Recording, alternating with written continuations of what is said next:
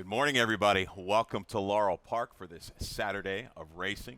We are back on the turf. A tremendous card ahead of us today, everybody. 11 races on the turf today. We've got 4 stakes, the Salima, the Laurel Futurity for the 2-year-olds. We've got the Japan Turf Cup. We've got the Twix Stakes. It's a bonanza for everybody. If you can't find something on this card that you like, something's wrong. We've got some overcast skies right now. It looks like the rain is going to kind of be out of the way here today. But great to see us back on this turf course. Turf course rated good, main track fast, and really, really lucky to have Dan Illman from the Daily Racing Form here with us today to go through this just really tremendous betting card. Every day at the racetrack is a great day. Today should be a phenomenal day. Racing office did a sensational job. Stakes coordinator did a sensational job. 4 stakes, 11 race program, full fields. Industry low, 12% takeout on the pick 5 wagers. You got to get involved today. There should be some prices. It's a tough card. We talked about it briefly before. I always kind of emphasize with my selections, I've got 4 up there. I'll let you know if I really like that top pick. But there's value here. You said it, Dan. You could go 0 for 11 with your top picks here and make money on this bet, on this card. It's that good. It's that deep. We're going to get you started in race 1. Kicks off that industry low takeout, right? Early pick 5, or it's close to it. You know, these guys, all these tracks are battling. But we've got a good race to kick it off. Maiden special weights, the fillies and mares, going 6 furlongs, a couple scratches on this fast main track. Scratch the 1, what's your big idea for Lacey Gaudet? Looked good yesterday, Sure winning did. despite trouble. And the 8, Flitter, a horse I like. We'll kick you off right off the bat with a stat with the 3, Irish Crystal. Your top selection, Dan, for a barn that, man, I zig and zag with, Horacio de Paz. They win second out, don't they? 4 for the last 16, 269 ROI. Second out, 2-year-old maidens on dirt. They'll send out the 3 Irish Crystal in this race. And Irish Crystal didn't take much money in her debut, but she showed enough for me that maybe there's something here. She didn't break very well, but she was agile enough to rush up to track the pace. She was down inside, tired late. The runner-up from that race did come back to win an off-turf race in New York with a 70 Beyer speed figure. Just looks well spotted here, and I'm hoping for a little more gate speed. It could be a little bit of a softer group, maybe. You know, you're talking about the state breds up there. But it had no encounter. Wide early, dropped in, kind of a churn on. And I got a little note, the 5th place finisher came back to run a credible number of 63 next time out. On a little bit of a drop down, the maiden claiming 35. Party is over. Part of a pace battle up in New Jersey. Comes down here. Looks like going to be part of the flow again today. And that other horse that was right there with her, Royal Seamstress. 4 and the 5 dueled last time out. 4 got the better of it. First time on dirt. It was certainly a good performance for the 4. Party is over. The 5 Royal Seamstress out of a dam that made almost $500,000. She can improve second time out. Toledo, though, had the choice. Party is over. Your horse, Kushi. He lands on your horse. I just take a little flyer here. You saw this racetrack yesterday. Maybe you could call it fair, but horses could close. They could make up ground. This is a horse that's been regrouped. You know, a high-priced $775,000 purchase. Very strong family. I thought the debut at the fairgrounds at 2 was okay. Early December, a little middle move, a little turn to the wire. I think regrouped. I'll toss the last. Turning back in distance, you got it. You sold me there. Toledo going ahead and taking them out here for Cushy. I think there's some speed.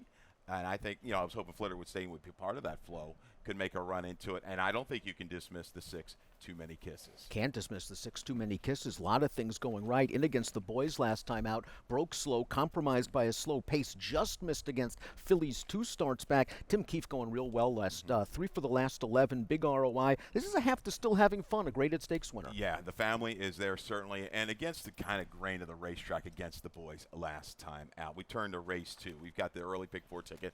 Listen, I put together a cheap ticket here. I was talking to my buddy Joe Gast on the way down. My ticket could be $100, and I don't know the utmost what confidence I would have in this early pick 4. Grab a friend, spread around if you can. I go too deep to get you started on this $16 ticket with the 7 and the 9, Mary Jane Chrome and Pounding Music. I think they're both live in here. Race 3, we're going to spread with the 2, 3, 6, and 8. Shady Money, you know, the race at Timonium wasn't bad. I think this horse will like going 2 turns, gets that inside post. Race 4 with the 9 and the 10. Apple Shake Shake, Virologist, a little bit of a bomb shot in there for Fenneca Bentley. We wrap it up in the 5th with the 5 and the 6, Deeds of Love, a horse I know you like. You're going to talk about her later. And Liquidator. Let's take a look real quick at race 2. You got a little value shot here with the 2, Water Witch. This is a race where I think you got to look at the conditions always. $16,000 beaten. It's for fillies and mares. The older fillies that have not won 3-year-old fillies open. There are no 3-year-old fillies in this race. It's a strict 3 life. Yep. The last time Water Witch ran on turf, she was in against a 5-time winner, a 6-time winner that came back to run second with a 73 Beyer speed figure. And I liked what Water Witch did that day. She was a little bit awkward at the start, but she ran on at the end in between horses. She was then trained by Anthony Farrier, ran her twice on dirt. I don't think that's her preferred surface. She ran okay. Claimed out of that race by a low-profile barn, so she's going to be a bigger price, I think, than she should be, and she fits on numbers. It's definitely going to help your chances, and Jorge Hernandez definitely capable of getting a good trip here on the turf. I think this horse is going to come from a little bit further back. We'll see how she handles the turf. That's going to have a little bit of give into it. My top selection is going to be the 7, Mary Jane Chrome. I think coming back to the right spot, out of condition last time in that starter. Tougher group. There's Red Wind again. That's right. I think that's the Gonzalez horse. Ramps it up. Showed, a little bit more speed than what I thought 2 races back. When running second, good. Gave way grudgingly as the favorite there. I think turning back. Sits a good stalking trip in here. You're going to also use the 9, Pounding Music. I believe a must-use. Forrest Boyce and trainer Linda Albert. They've been good of late. They won the nightcap They yesterday. certainly did. And this horse was just compromised last time out. Slow-paced race, won by a gate-to-wire winner. This mare was wrangled back in the early part of that race, angled widest turning into the stretch. That trip just doesn't work out when the pace isn't there. I think she'll get a better flow here. Yeah, I like her over this turf course. I've always been a fan of her. She's had some couple, tough beats where I thought she was going to get it done, but I think she certainly fits. Dan, 2-9-7-14 here in the second. I go 7-9-13-2. I'm going to touch on the 13 real quick. Kit Can Run. Just a barn that's done very well off the claim. I think had a winner over at Pimlico. Got a horse cycling into very good form. What are your thoughts on this one? This is the Latruska barn, right? Fausto Gutierrez. So obviously they know what they're doing. And this horse was kind of wide last time out. Made a 4-wide bid on the far turn. Got it for third that day, but very, very consistent. Tough post positions. Got the right jock. Okay, let's turn to the third. Third race, really good starter here. These are some crack horses here. You've got a horse that's really in very, very good form for Jamie Ness. Passage of Line, scratch the 5, Romp. You're going to take a Midnight Act. I want to say we were on the show before. You might have had this horse on top. Midnight Act. Well, he didn't do it for me that day, and he doesn't do it at Laurel, and I think that's the big worry. He's 0 for 10 at Laurel. He's got to prove he can hang on this circuit because he's okay at Penn National. And his last race was pretty good, where he kind of, had to battle it out in between horses. He got it done. He has hit the board in 5 of 10 at Laurel. To me, you got to demand value with him. He's 8-1 on the morning line, but he needs a flow. He has no speed, so I would have to use the 3 as well. Yeah, Dulles Vita, my top selection, went off a little bit of a freshening. Phil's gotten some horses around a little bit better now off of this kind of break. He's kind of a grinding. My note here, a chaser, but I think within the situation where he's positioned inside, can save a lot of ground. Had some trouble 2 races back against a similar field at Pimlico. This guy just kind of will chase and keep going and going. The field might have to come back, but I think he works in here. He loves this racetrack. I loved this horse last time out. I just don't think the trip worked out. He was put on a very hard chase to go after a loose leader on the second turn. That horse tired to finish 5th. This horse made the lead. He was second best to the rallying favorite. Capuano's got 2 winners since June 23rd with horses off layoffs of 4 months or more. I think the freshening helps. I like that. I think Shady Money is a must-use, a winner. Bob Marco, we're going to see again. I think the road definitely goes through Bob Marco. Would not surprise me if he wins this on the front end, nursed along by Martina Rojas, an up-and-coming rider here, and going to ride for Kieran McGee. But Shady Money was perfectly rated that day by Concepcion going the 1-turn mile. Worked outward, got it done. Really wasn't asked. You see the comment, till upper stretch and kicked away. I think this one and Dulles Vita kind of fall in behind the speeds, maybe plot the dots goes. But Bob Marco certainly the one to catch. Any other horses you want to touch upon in here? Not really. I think Silent Malice is the kind of horse that if there is pace will come with a run, but I think we've got him covered. We've got to beat the Ness horse, but I think there is a little bit of value in this race. Yeah, and I just can he bring that form here to Laurel? I don't know exactly. The horses, he beat some live horses up at Delaware, no doubt. I think Winter Ghost was a horse that won a lot of races in a row. So we'll go here. You take the 7. I got the 3 in race 3. Let's go to the 4th. We're going to hustle along. Pick 4 wagering here in race 4. This is only all along turf course. A couple scratches. Take out the 3, the 11, the 13, 14, and 15. Maidens 30 down the 24. A mile and a 16th on the turf for these fillies and mares. There are some turf sires that I try to avoid. Bernardini's one of them. Union Rags is another.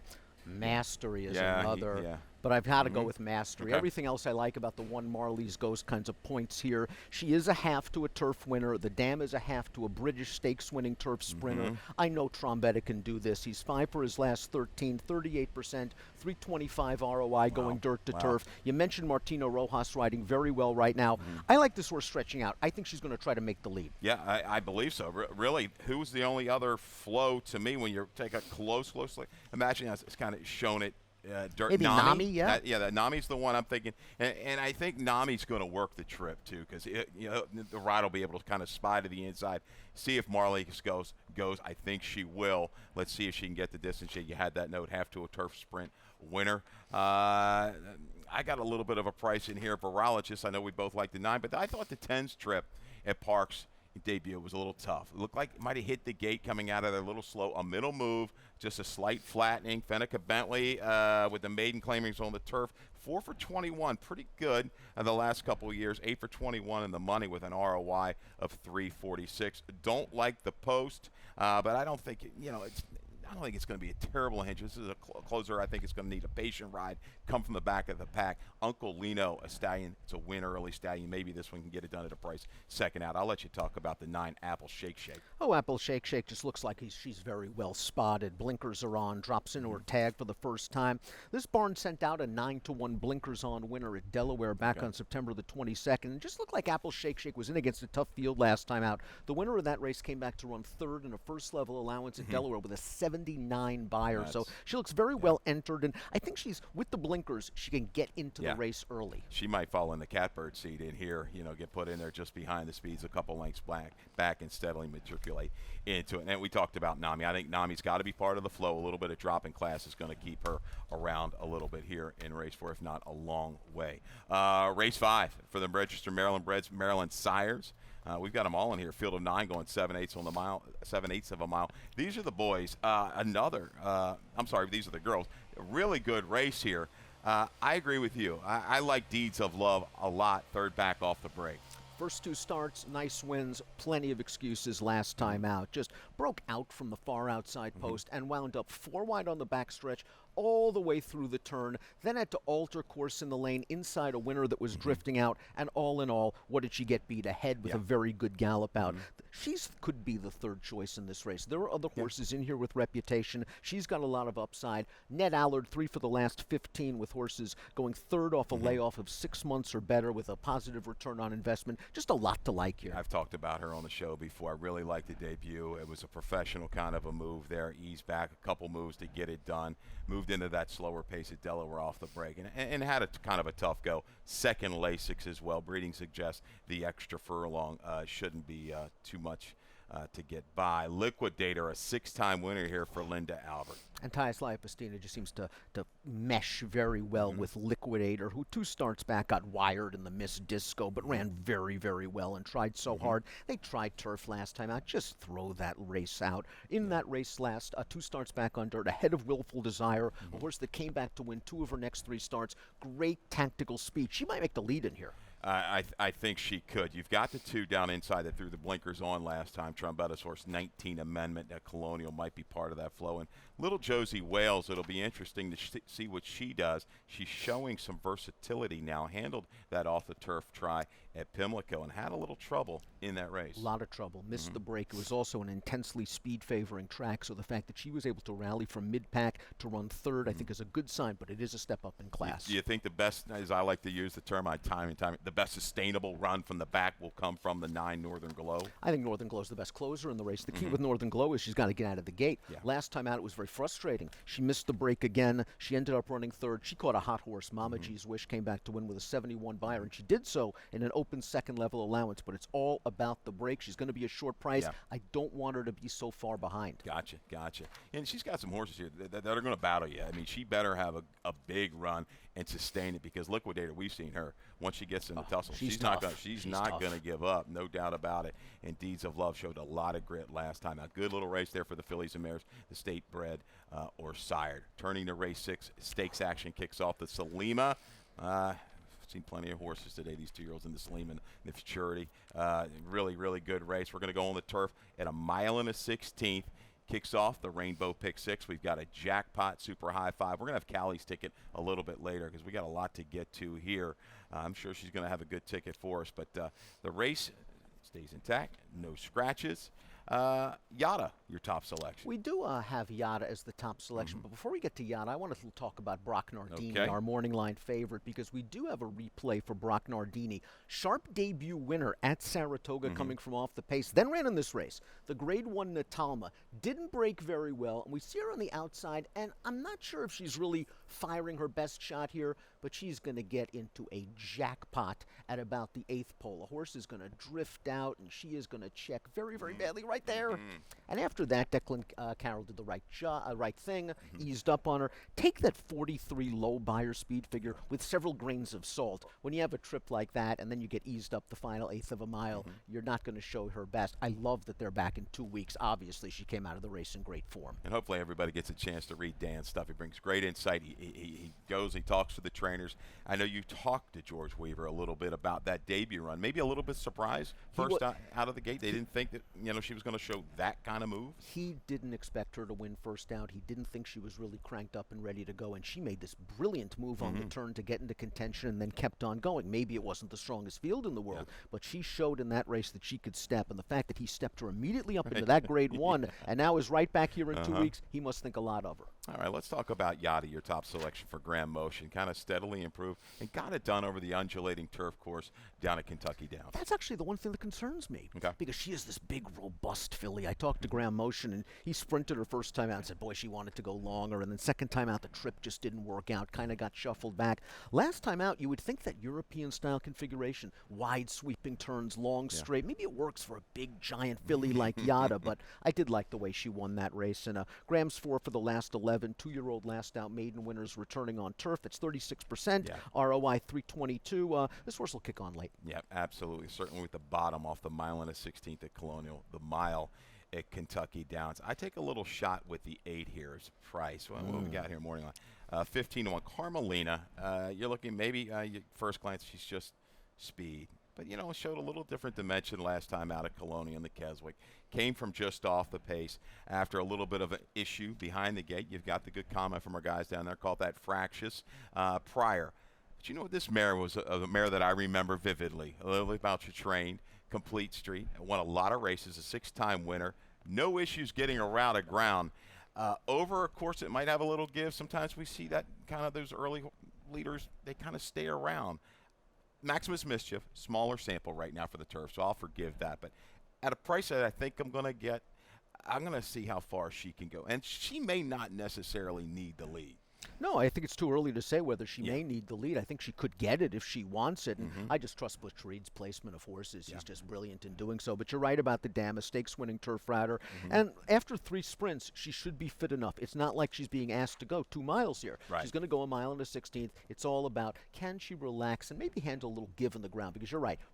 Regular firm turf shouldn't be a problem. We've got a maiden in here. Chad Brown brings down Positive Carry from New York. Chad Brown won this race a couple of years ago, right? Consumer Spending. Came in off of a maiden breaking score, I believe, at Saratoga with a little higher buyer. What are your thoughts on this one, shipping down into this spot? It looks like she works for me. Kendra Carmouche picks up the mount today. Nick Juarez not here. This one sold for $205,000 as a yearling overseas. Unlike Yada, she is tiny. She is very agile. She should skip around the tighter turns as she did in her debut at Saratoga. She was kind of shuffled back a little bit on the backstretch, raced in mid-pack, finished on evenly.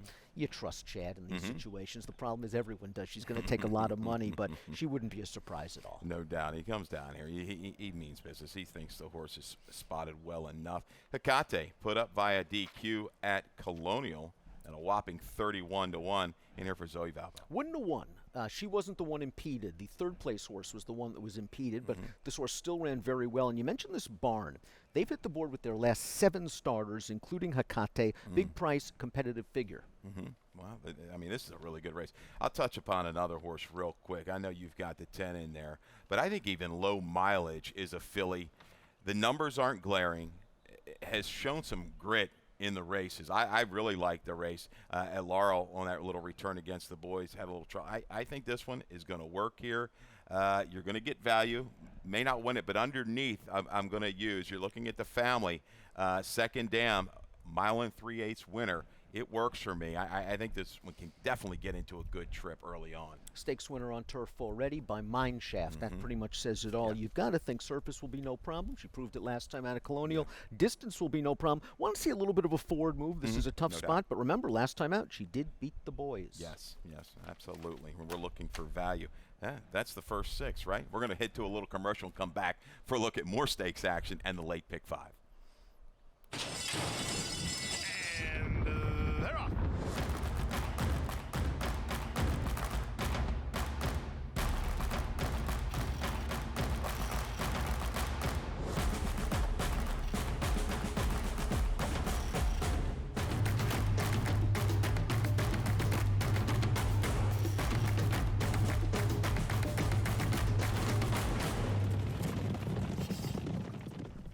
All right, we are back here to take a look at the rest of this great Saturday card. Race 7 starts off the late pick 5, so make sure you get involved with that.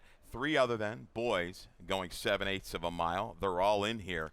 I've got the 2 on top. I'll talk about Classier later.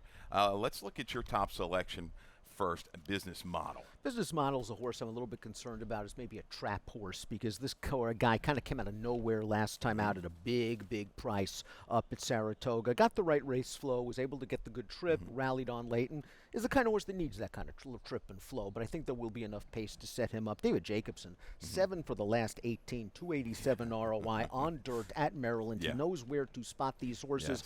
I don't like the 2-1 morning line. If he goes off at that price, it's just not enough value for me. We do have a trainer stat though on Sir Alfred Drains. Boy, the Ginter barn's been going well. Been going very well here, and you know, Timonium, Pimlico, stat on Sir Alfred James, a horse that I think will kind of draft into position. It's probably sitting mid-pack around the turn, but let's take a look at that stat for the 7, Sir Alfred James and Raymond Ginter, if we have it. It was 11 for 33 going into yesterday. It's 11 for 34 now, but through no fault of Ginter's own, he ran second at something like 9-1 with the horse yesterday. So giant ROI, doing very well on dirt. And Sir Alfred James just looks like maybe this is the right spot. He butts heads with some toughies. He did get a great setup last time. I remember the 2 favorites just sort of dueled themselves in a defeat in the light diffuse, but a little class relief works for this horse. He's more tactical than he showed in his last race. He can get close. I think at the 7/8, you're right. He lays a little bit closer than he did at Pimlico. Let's just talk about my top selection real quick. The 2 Classier for Kieran McGee. Reached in and grabbed this one back in March for $40,000. Immediately, 2 wins in a row. 3 for 3 now at Laurel. Form dirtied up a little bit of tough post draw in the Russell Road last time out. But looking at the field, I think Mr. Phil has got some speed, but Classier, I think, has that stalk and pounce ability coming back to what looks like maybe his favorite track. You're right about dirtied up because not only was it the post last time out, he faced the king of Charlestown, Coastal Mission, and did so in his last 2 races. I think Huron got a nice claim here off of Brittany. And you're right, this horse has excellent tactical speed. Wouldn't be a surprise at all. If he runs back to that Beyer speed figure of 3 starts back, he's going to be right there. Yeah, you look at him, a couple wins on the front end, but that race going 7/8 of a mile here back in April, the comment 4-3 deep, handily late. I mean, that says, okay, I think this one's got a rating gear and can spy speed if needed. You go 8-7-3, Wendell Fong, interesting, a horse I think, he's run some big races. He's run well over this course in the past.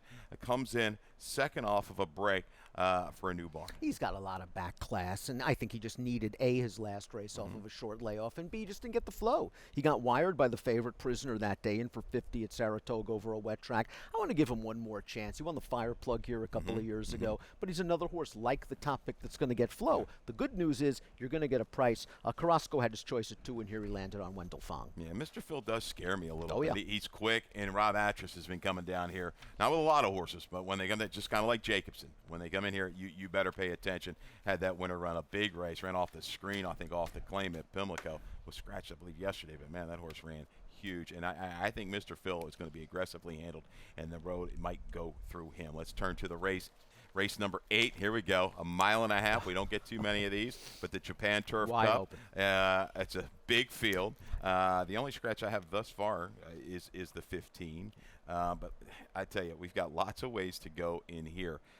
Let's go to your top selection, Yamato. We've got a video, and we're Yes. going to go back a couple races, Yeah, right? it's And May it's 20th? 2 starts back Okay. at Churchill Downs, I'm sorry, 3 starts back at Churchill Downs. Michael Maker excels stretching horses out. It's like his M.O., he claims horses, and then he stretches them all the way out. And this was Yamato's first race in a while going long, and he's kind of in between horses. He's going to get down to the inside, but he stays on late against a quality field. I think this was the Louisville. And they ran this horse in the UN 2 starts back, and it looked like for a brief instant he was going to run. And he checked severely at the quarter pole, and then after that, Louis Saez just wrapped up on him for the last 3/16 of a mile. So take that last race with a grain of salt.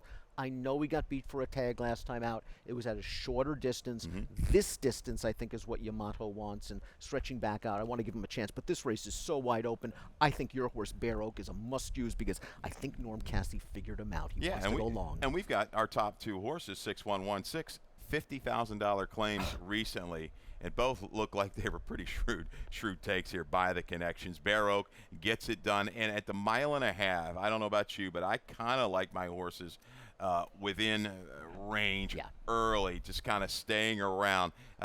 Things may get suicidal up front. I don't know if we're going to see that today, but Bear Oak, that move last time out, the improvement, beating a next out winner, a horse that beat a quality field. I think this one's very dangerous on or near the lead. He is a true grinder, and we saw that in the last race, going 1 mile and 3/16, where he sent a really nice inside-out trip and then just kept on staying and staying. Beat 2 next out winners. The 3rd-place finisher won the Cape Henlopen at Delaware, 96 buyer. They're very, very strong. Let's touch upon, we've got the 12 in here, both Eons. I've always been a fan of Eons. He's had some tough beats in the past, but he's always kind of around it. And I think this group, this is going to work for him. He's got some class. He is a cardiologist special. He has finished first 7 times in his life, friends. 6 of them came by a half length or less. So I'm not sure if he actually wants to really beat you or if he's just good enough on those days. 2 starts back in the Prince George's City. It was kind of one of those situations where the horse on the outside, a good one, Palo Alto, had all the momentum. It looked like Eons was kind of gamely coming back to get him, or maybe Eons just wanted to run with a friend. I'm still not sure what to do with him, but he obviously fits with these kind of horses. Demand a price, though, because he is going to have to try to stretch this thing out. The toughest thing, right outside, that kind of post could be a little tough. I'll stay closer to the inside. I'm going to throw Seraphos into the mix as well as you do. Proven a win without Lasix. These horses are without Lasix on that off the turf at a 1.5 mile race at Monmouth last time out. Maybe has to show a little bit more, but wouldn't be a real surprise here with Kendrick Carmouche picking up the mount. Yeah, it wouldn't be a surprise either, because this is a horse that's always hinted at a little bit of ability. I think it's always been about distance. That last race, yes, it was on dirt. Could be a good confidence builder. I think Graham's still trying to figure out, is it dirt or is it turf? He might be equally as good on both. Not a bad horse to own, right? That versatility really pays. So race 9. Let's go to the 9th. The Twix Stakes, 100,000 guaranteed. Fillies and mares, 3 and up. Scratch the 4, Champagne Toast. Interstate Daydream, going to be the favorite in here. Brad Cox, 4 to 5 on the morning line. Talk about 7 different, I think it's the 7th different track in a row. I mean, well traveled Interstate Daydream. Let's get to the video. The most recent. Last race, Groupie Doll, 1.5 turns at Ellis Park. You're going to see on the backstretch here, Interstate Daydream's in position, and she's just going to get shuffled out of here, and she's going to wind up last at this point, and this trip normally doesn't work out. I know she's odds on in this spot, but we're going to pick it up again, and she's going to turn into the stretch, and she's now going to have to come widest, and maybe she should win this race, but she has so much work to do at the 3/16 after being shuffled back. The fact that she made it relatively close behind the runner-up, a horse that came back to be second in a Grade 3 at Churchill with a 92 buyer, it's a good sign. You mentioned how well-traveled she is, but she loves Maryland, doesn't she? Oh. She won the Black-Eyed Yeah. Susan, and she looked good in the DuPont. She's the horse to beat because she has all the fast races. Yeah, in overcoming that adversity, running that well to be third, only beating about a length and some change last time out, that bodes well here today because from that outer post, that's tough here at a mile and a 16th at Laurel. You have to go back on the page quite a ways back, and that was a sprint race where she's shown the ability to make that longer, more sustained run. So she's got it in her. I know you probably talked to the connections. I mean, are they thinking Brad says we're going to get a Okay. spot. We're going to be way more forward. He said, and I quote, she's just had too much to do in her last 2 races. They're Okay. going to try to get her forward in here. And I think from this outside post, if Battle Bling doesn't show speed, she can probably get right up close to the pace, and the pace should be set by the number 1 who should appreciate getting back out to 2 turns and might back this down. And again, this is a little bit of a value play for me, talking about the top 4. I think the best value may lie in Malibu Beauty. 10-1 on the morning line. Her best races here can get it done. Trust me. If any of these 2 horses from the outside have a little bit of a hiccup, she can get to the front. She can nurse. She can keep going. Now, you go back to her last race, 2 turns, December 30th. She was aided by a track that was stone cold speed that day. She got away. Actually, I thought a pretty good price at 5-2. Not that I like short prices, but that was pretty good. She's going to send from the inside. And those other 2, if Freccia di Argento looks like the only other one, but I don't think she's as quick. She doesn't want to go with her. If she does, it's going to be to her detriment. But if she relaxes up front, I think she goes a long way in here. I want to use Batacuda in here for Brittany Russell. She's very, very lightly raced, so she's going to have to prove it against much tougher competition, and she's a little bit quirky. Sometimes she doesn't break, but her last race, her first start for Brittany, a very solid winner against weaker horses. Joe Rocco Jr. picks up the mount. He's done well with Brittany in the past. I think Batucada has a lot of upside potential. No doubt about it. You look at those early races, and a major excuse, but spacing. There's something going on there. There's been some breaks. That's the biggest concern. But the talent, we're going to see if it completely comes out today here in the Twix Stakes. Battle Bling, I'll let you touch on that one real quick. Rob Atras thinking maybe a little freshening. Might have this one right to get back to the winner's circle. Defending champion, won this race last year, did so from close to the pace. I think that's going to be the plan off a little bit of a layoff here. Listen, the Delaware Handicap, she had no chance. Idiomatic is a horse that might be going to the Breeders' Cup Distaff. She, of course, came out of that race and upset Nest in the Personal Ensign. So she had no chance in that race. They've given her a little bit of a freshening. I think they've always been pointing for this spot. It's just tougher than last year's Twix. No doubt about it. No doubt about it. Let's go to the 10th real quick. We're running up against it a little bit on time. We could talk all day about this card. The 10th, the Laurel Futurity at a mile and a 16th for the 2-year-olds. A couple scratches in here that I have thus far. The 6, Edgartown, and the 8, Blame the Tux. Favoritism might end up going to the 1 inside. Tropenhagen, you've got this one on top. I do have her on top. Listen, we're going to find out a lot more in this horse's debut. Showed good speed, pressed a 42 to 1 shot. That horse hung around to finish 3rd. There was not a lot of running going on behind Tropenhagen. That worries me. The runner-up did fire, and he's going to show up, I think, on Sunday with a big chance here. I think this horse is going to show speed. We'll find out how good he is. Demand value. Yeah, I didn't know how to gauge the fig. I know they adjusted that time when I went back and looked at the rerun. Originally, I think they had like 36, and then they ended up making it 37-1. But the one thing I like is just the way that he battled, took the pressure, kept going. As a 2-year-old going along, stayed on the correct lead. There was a lot of positives to take by this 2-year-old by DeMar Chalet. Our man Rodman's got a good buddy down in New Orleans, Skippy. Skippy's very high on DeMar Chalet as a stallion. With some of these horses, might be an under the radar type of stallion, an old Chad Brown runner, if I'm not mistaken. Certainly old Chad Brown runner. Yep. Looks like he's a promising stallion. Yep. Your top pick in here is the 9, Air Recruit. We got a video for Air Recruit's second lifetime start. He was in against the best 2-year-old turf sprinter in the country, in my opinion. No name Mets going on for George Weaver. And Tupi, the filly, who was just so impressive in her debut on dirt for Grand Motion. At this point, it looks like Charlie Marquez can get outside.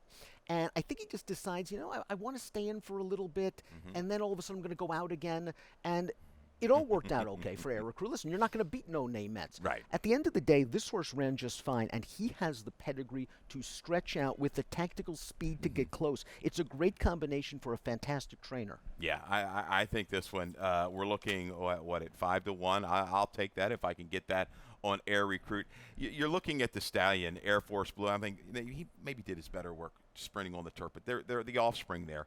They're capable of getting the distance at ground. I do like Air Recruit a lot in here for Delacour and Mark Greer. And quick, we'll keep an eye on 12 Dancing Mischief, who goes out for Weaver, who trains No Name Mets, who trains Brock Nardini, and is only 12 for 29 with his 2-year-olds on turf this year. There you go. 110, 12, 13 for Dan in the Futurity. I go 9, 1, 7, 12. See if Air Recruit can get it done on or near the lead. We're going to wrap it up here in race 11. Maiden Claimers, 3, 4, and 5-year-olds going 7/8 of a mile. Solid field of 9 here. Some question marks. There's a couple firsters that kind of caught my eye. I'll let you talk about your top selection, though, the 3 Catching Stars. To me, it was either your top selection or my top selection. I think in the paper I went with By Hand, who worked out with that big monster that Delacour sent out yesterday that ran second, a really good second considering the size.